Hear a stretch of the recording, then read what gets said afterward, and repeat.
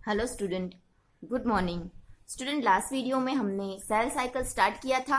उसमें cell cycle में interface and metaphase ऐसे दो फेज में डिवाइड होते हैं, राइट? उसमें से हमने इंटरफेस के बारे में लास्ट लेक्चर में डिस्कस किया था।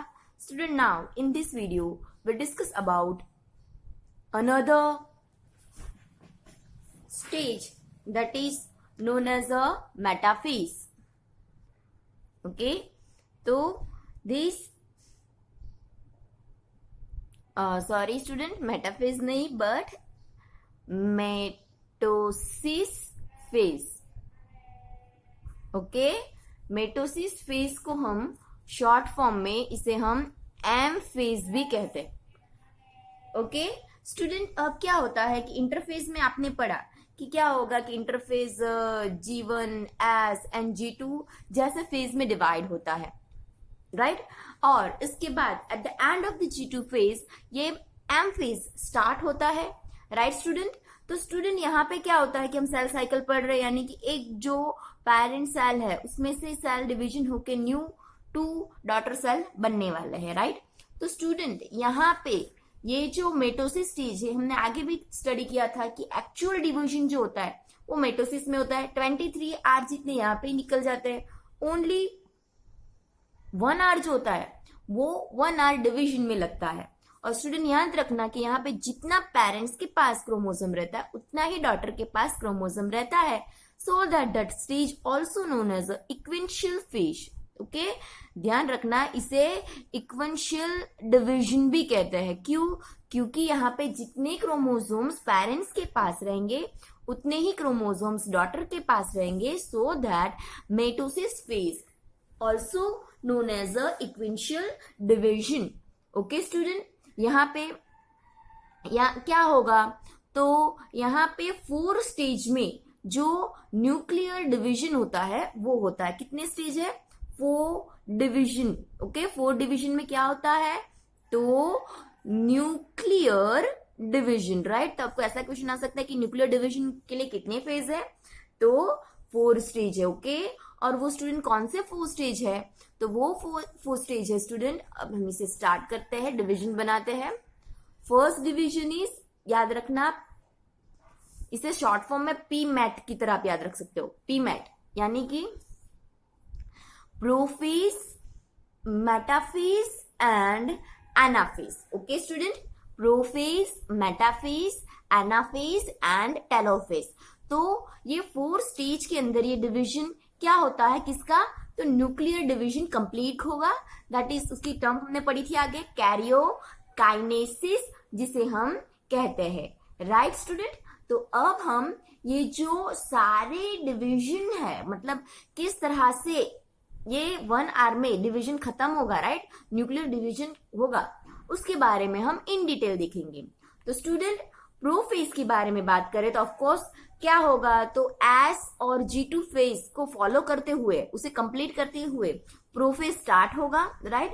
तो प्रोफेज में स्टूडेंट आप देखो तो इनिशियली आपको इस तरह से सेल देखने को मिलेगा, जिससे आप क्या देखने को मिल रहा है, ये है न्यूक्लियस मैंने बनाया हुआ है सेंटर में, जो डबल मेम्ब्रेन होता है, राइट?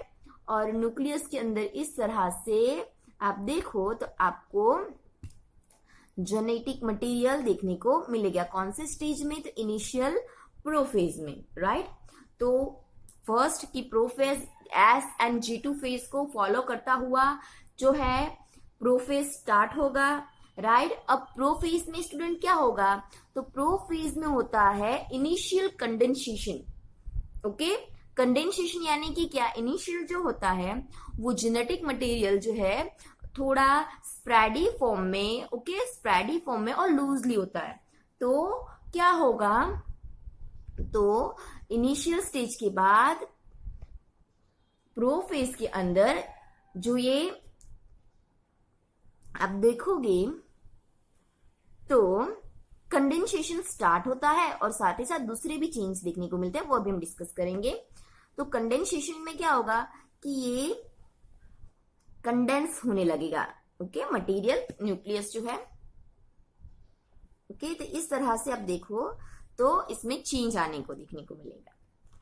तो न्यूक्लियो लस के अंदर जो भी जेनेटिक मटेरियल है उसका कंडेंसेशन स्टार्ट हो जाएगा, कंडेंसेशन स्टार्ट होगा, राइट, कंडेंसेशन स्टार्ट होगा।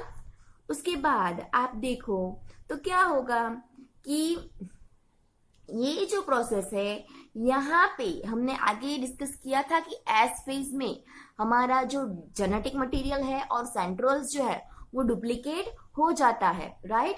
तो इस फेज में ये जो डुप्लीकेट सेंट्रोइड्स होते हैं वो अपोजिट पोल्स में मूव करना स्टार्ट कर देते हैं, ओके।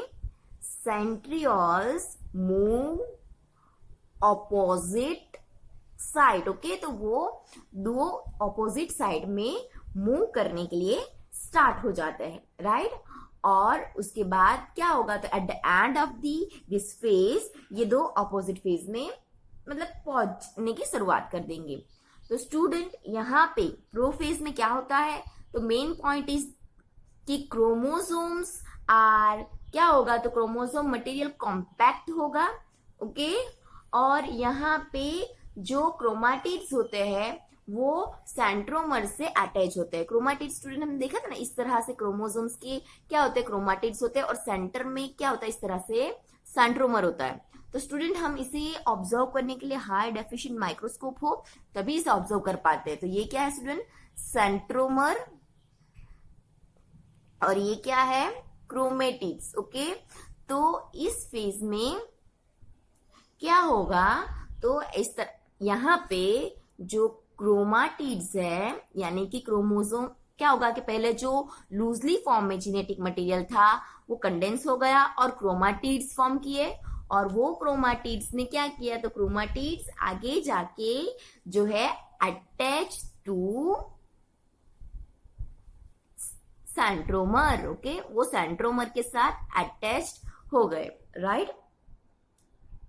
अब आगे क्या होगा, तो जो भी initiation of this assembly of mitotic spindle, okay. Mitotic spindle यानी कि स्टूडेंट क्या, यहाँ पे देखो सेंट्रोमर्स में ऐसे मैंने लाइन बनाई हुई है ना, this is mitotically spindle, okay. तो यहाँ पे साइटोप्लाज्म में क्या होगा, प्रोटीनियस मटेरियल, ओके। साइटोप्लाज्म में जो साइटोप्लाज्म हेल्प टू किसे करेगा, mitotic spindle, how to provide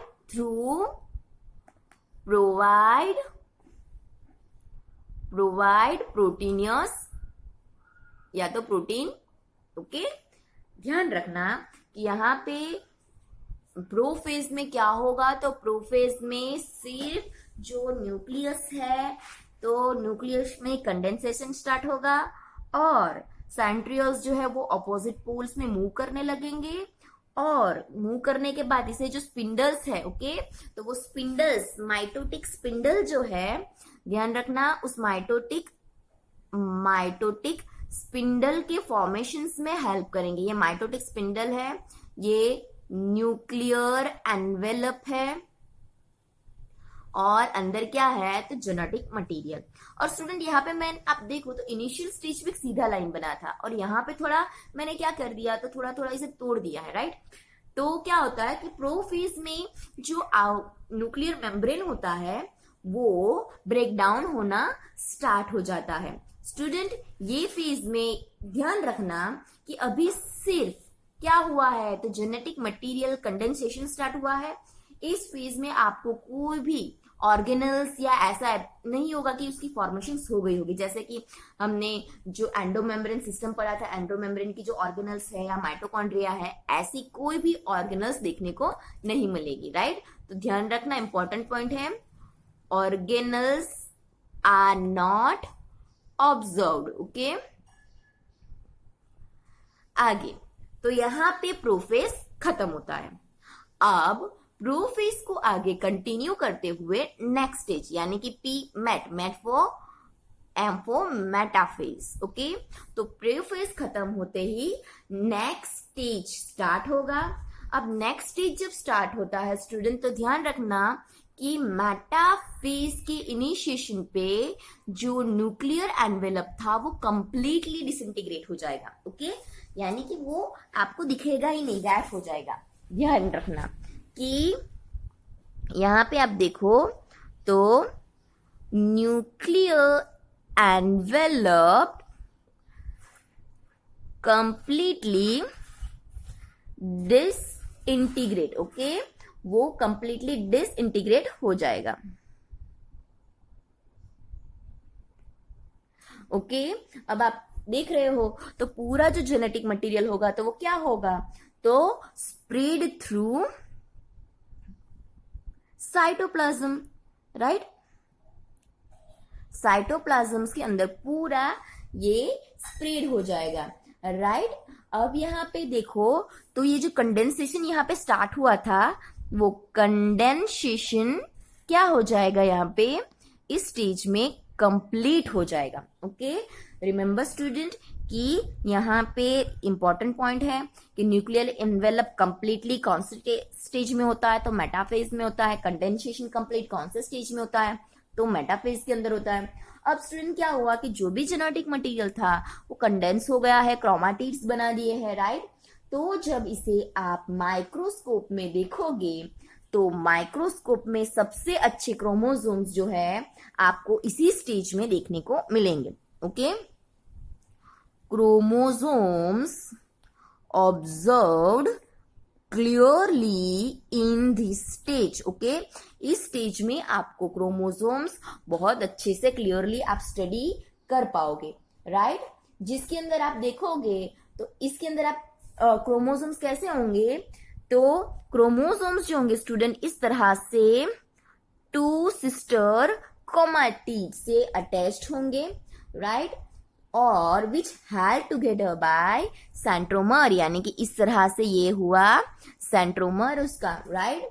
और इसकी जो है which are held together by centromere and small disc shape at the surface of the centromer are। Okay, यहाँ पे एक small disc shape like structure होता है, दैट इज मैंने यहाँ पे डार्क करके बताया हुआ है ना स्टूडेंट। तो ये disc shape structure known as a kinetochore. Okay, remember this student कि मेटाफेज में आप सबसे इजीली ऑब्जर्व कर सकते हो, राइट।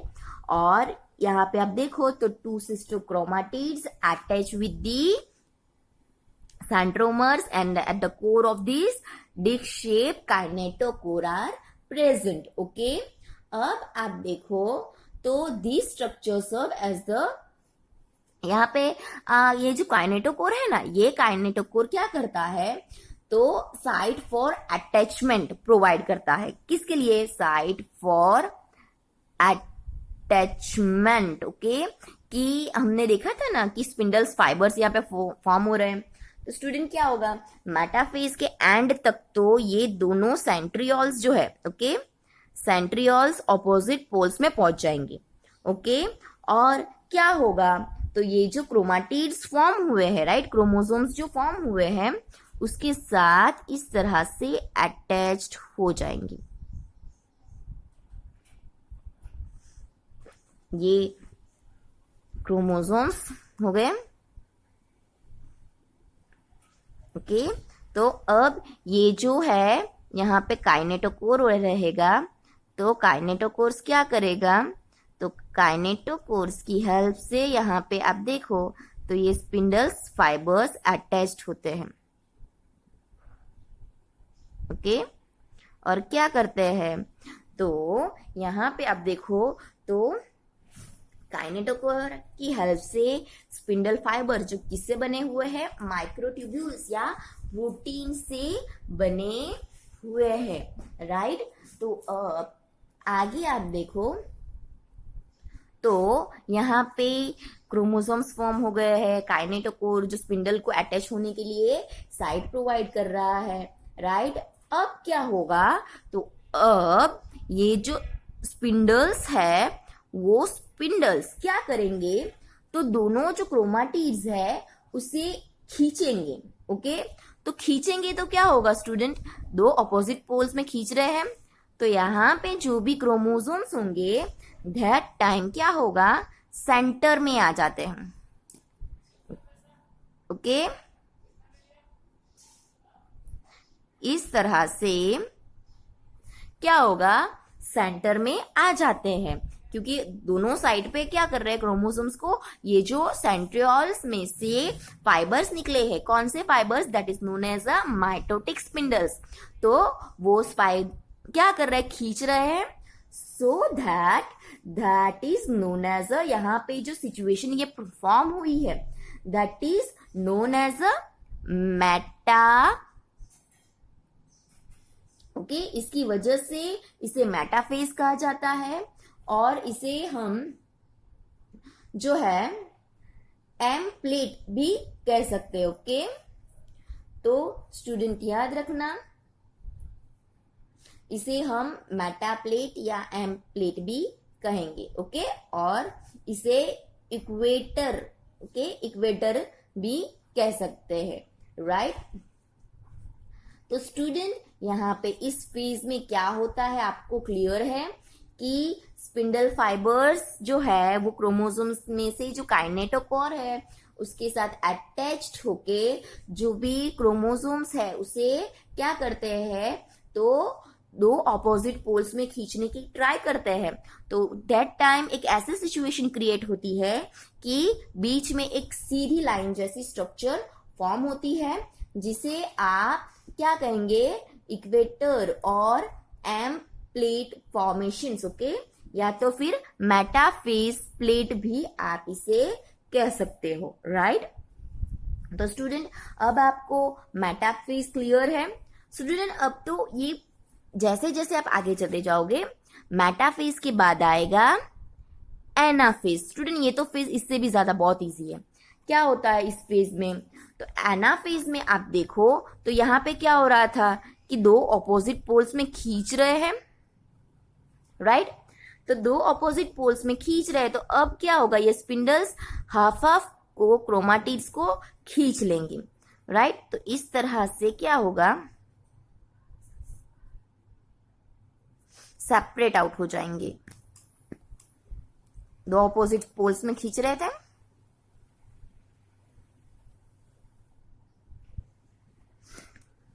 ओके। तो स्टूडेंट अब एनाफेज में आप देखो तो पहले ये डायग्राम देखो कि खींच रहे थे तो खींचते टाइम सब एक लाइन में आ गए थे। अब जो है वो हाफ हाफ करके क्या हो गए हैं, तो दो ऑपोजिट पोल्स में पहुंच गए हैं।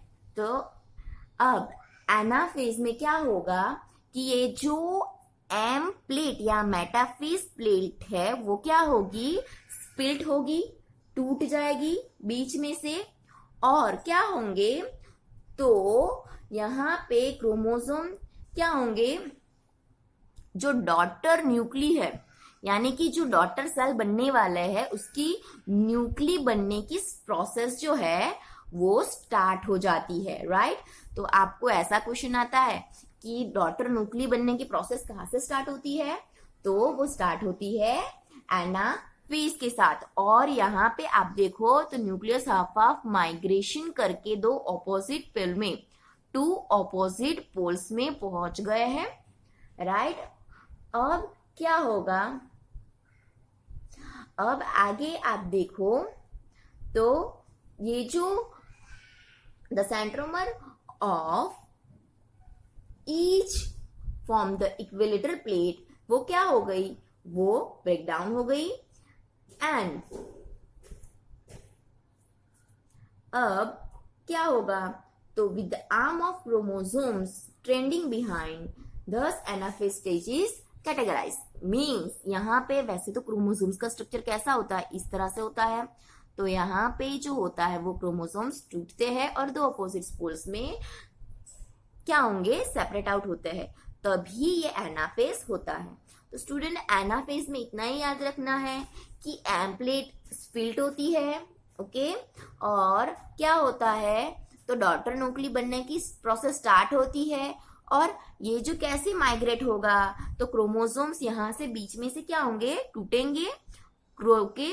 तो सेंट्रोमर, ये आपने मैंने बताया यहाँ पे कि सेंट्रोमर यहाँ से स्प्लिट होके जो क्रोमाटिड है वो बनाएंगे, और क्रोमाटिड क्या होंगे, तो वो ऑपोजिट पोल्स में मूव होंगे। Okay, migrate to poles. Okay, कहाँ पे, तो migrate to opposite poles. Okay, opposite pole में वो चले जाएंगे। क्लियर दैट कि एनाफेज आपको क्लियर है कि किस तरह से अब क्या हुआ, तो क्रोमोसोम ब्रेकडाउन, पहले तो सेंटर में जो एम्पलेट थी वो ऑपोजिट पोल्स में खींच रहे हैं, तो सेंटर में से वो टूट जाएंगे, स्प्लिट हो जाएंगे और ये डॉटर क्रोमैटिड्स दो ऑपोजिट पोल्स में हो जाएंगे। अब student last of this phase, okay, nuclear division का जो लास्ट फेज है वो है टेलोफेज। ओके स्टूडेंट, तो टेलोफेज में क्या होगा, तो टेलोफेज में आप देखो तो ये जो है अब एंड ऑफ की तरफ ही हमें ले जा रहा है। यहाँ पे ये जो है वो फाइनल स्टेज है, बिगिनिंग ऑफ फाइनल स्टेज की तरफ हमें ले जाएगा, कि ये जो न्यूक्लियर डिवीजन है उसका हम इसे फाइनल स्टेज भी कह सकते हैं, राइट।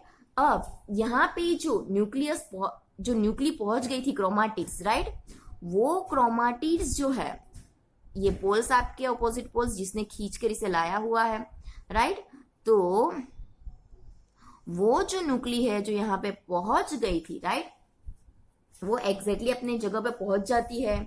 और आपको पता है कि इनिशियल प्रोफेज में तो क्या हुआ था, कंडेंसेशन हुआ था।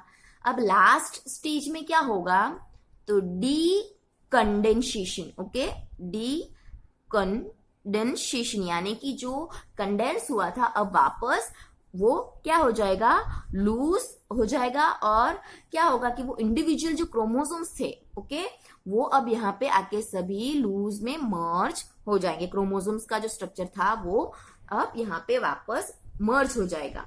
ओके, और यहाँ पे आपको क्रोमोसोम्स लॉन्गर टाइम तक नहीं देखने को मिलेंगे। ओके, और यहाँ पे आपको ऑपोजिट पोल्स पे क्रोमाटिन मास देखने को मिलेगा। Okay, chromatin mass observed into two opposite poles. Okay, तो टेलोफेज यानी कि the end of this nuclear division phase क्या होगा, तो यहाँ पे chromosomes cluster at opposite spindle poles and their identity is lost. Okay, जो इसकी कंडेंसेशन होके क्रोमोसोम्स वाली जो एक आइडेंटिटी बनाई थी वो उसने लॉस्ट कर ली है, right. And nuclear envelope assemble around the chromosomes cluster. Okay, और यहाँ पे आप देखो तो मैंने डबल लेयर बनाया हुआ है, राइट, तो ये जो है अब वापस न्यूक्लियर एनवेलप बनना स्टार्ट हो जाएगा। और एट द एंड क्या होगा, तो आपको पता है कि सेल के अंदर तो गोल्गी बॉडीज, न्यूक्लियस तो बन गया है, राइट, और एंडोप्लाज्मिक रेटिकुलम जैसी ऑर्गेनल्स जो होती है ना, वो ऑर्गेनल्स आर फॉर्म्ड। ओके, तो ऐसा क्वेश्चंस भी आपको स्टूडेंट आ सकता है कि in which stage organelle is formed, तो आपको ध्यान रखना है at the end of the telophase organelle is form. Okay, तो यहाँ पे न्यूक्लियर का डिवीजन हो गया। अब at the end of the stage क्या होगा, तो cytokinesis means division of cytoplasm is known as a cytokinesis. अब स्टूडेंट ध्यान रखना, एनिमल में जो है वो कोर की ओर से डिवीजन स्टार्ट होता है, याद रखना। जबकि प्लांट के अंदर हम बात करें तो प्लांट के अंदर सेंटर में से प्लेटफॉर्म होती है और क्या होता है, डिवीजन होगा। ऑफकोर्स अब आगे जाके क्या होगा, तो ये यहाँ से धीरे धीरे कोर आगे बढ़ता जाएगा और आगे जाके साइटोकाइनेसिस यानी कि eight the end of this phase दो नए सेल फॉर्म हो जाएंगे जिसके अंदर क्रोमोसोम्स नंबर कैसे रहेंगे, इक्वल ही रहेंगे। So that division is known as a equational division. Okay student, तो ध्यान रखना कि जो प्लांट होता है, प्लांट में जो प्लेट है वो प्लेट सेंटर में से फॉर्म होती है जिसे आप सेल प्लेट भी कहोगे। जबकि एनिमल में क्या होता है, तो कोर की ओर से डिवीजन होता है, और जब डिवीजन होता है तो न्यूक्लियस हो या ऑर्गेनल्स हो या साइटोप्लाज्मिक फ्लूइड हो, सब कुछ वेल डेवलप फॉर्म हो जाता है। ओके स्टूडेंट, तो यहाँ पे साइटोकाइनेसिस यानी कि क्या है, डिवीजन ऑफ साइटोप्लाज्म, या जो भी क्या होगा, साइटोप्लाज्म टू नए डॉटर सेल फॉर्म कर ले। यहाँ पे प्लांट में और एनिमल में मैकेनिज्म डिफो है जो कि हमने डिस्कस कर लिया है। स्टूडेंट, आपको पता है कि जो कोकोनट होता है, कोकोनट में जो वाटर होता है ना, वो उसका एक्चुअल में तो न्यूक्लियस है, ओके, जो कि लिक्विड, आपको वो क्या देखने को मिलेगा, तो उसके अंदर कैरियोकाइनेसिस नहीं होता है, okay. Cytokinesis as a result multinucleate condition arise होती है, और उसे हम मल्टी न्यूक्लियट कंडीशन को क्या कहते हैं, सिंसिएक्टम कहते हैं। तो उसे जो आप लिक्विड एंडोस्पर्म इन कोकोनट, इंपॉर्टेंट है स्टूडेंट कि कोकोनट के अंदर जो लिक्विड फॉर्म है वो क्या है, तो वो लिक्विड एंडोस्पर्म है, राइट। और वो लिक्विड एंडोस्पर्म जो होता है वो मल्टी न्यूक्लियस वाली कंडीशन से बना हुआ है, क्योंकि उसके अंदर ओनली साइटोकाइनेसिस होता है, karyokinesis are not occurring to the coconut. Clear student. तो यहाँ पे कंप्लीट आपका एम फेज खत्म होता है। Okay, thank you.